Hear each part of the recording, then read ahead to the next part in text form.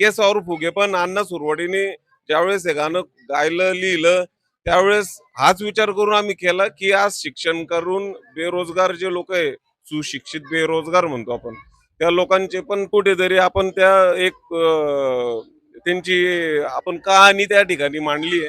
अशा पद्धतीने हे गाणे लोकांचेच लोक प्रश्न त्या गाण्यातून मांडून म्हणून लोकांना ते जास्त कनेक्ट होतात.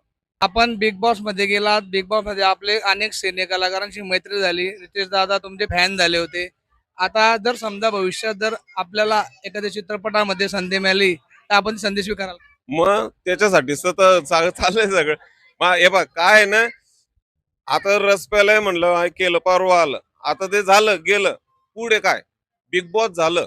बिग बॉस अजून नंतर आपल्याला काय त्या त्या नावाचा त्या तिथून आल्याचा आपल्याला अजून काय फायदा करता येईल आणि अजून कोणती संधी भेटेल या गोष्टीची. तर मी 20 वर्षापासून तेच करतोय, अजून पुढे तेच करायचं. आपल्याला संधी भेटली पाहिजे म्हणजे आपण अजून आपल्या प्रेक्षकांचं, माझ्यावर प्रेम करणाऱ्या लोकांचं मनोरंजन मला त्या माध्यमातून करता येईल.